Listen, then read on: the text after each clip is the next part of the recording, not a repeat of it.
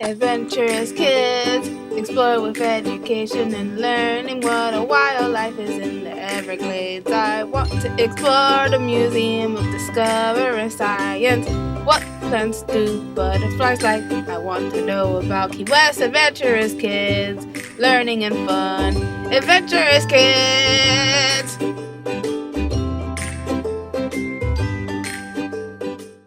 Today I'm going to tell you about Leonardo da Vinci. Leonardo da Vinci was an Italian man who lived in the time of the Renaissance. He is famous for his paintings, but he was also a scientist, mathematician, engineer, inventor, anatomist, sculptor, architect, botanist, musician, and a writer. He is considered by many to be one of the most talented and intelligent people of all time.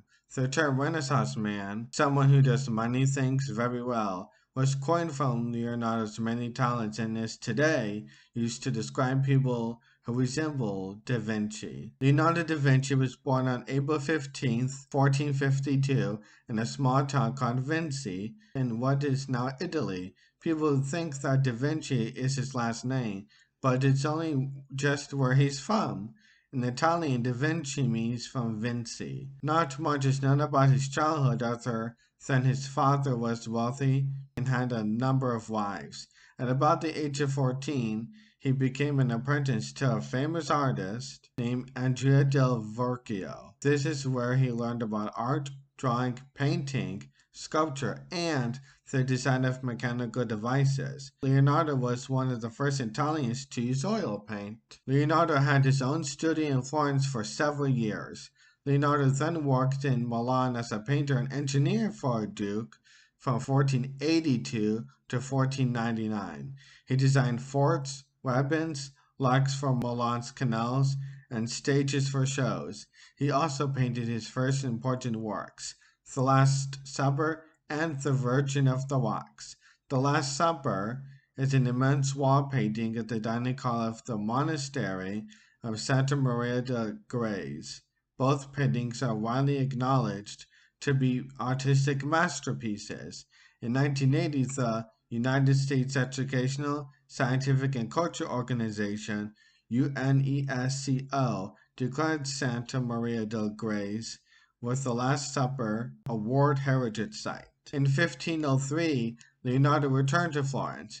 There he continued his scientific studies and worked on four great paintings, including the Mona Lisa, a picture of a young woman. The Mona Lisa is probably the most famous painting of a person ever created. The Mona Lisa hangs behind bulletproof glass in the gallery of the Louvre Museum in Paris, which it has been part of the museum's collection since 1804. He spent some of his later years in Milan and Rome. In 1516, he moved to Clox, now Sloss-Luz, France, to work for the French king. He spent most of his time there editing his writings. Leonardo's drawings are also quite extraordinary. He would keep journals full of drawings and sketches, often of different subjects that he was studying. Some of his drawings were previous to later paintings, some were studies of anatomy, some were closer to scientific sketches. One famous drawing is the Virgin Man drawing. His Virgin and Man is on the Italian euro coin. Many of Da Vinci's drawings and journals were made in his pursuit of scientific knowledge and inventions. He loved animals.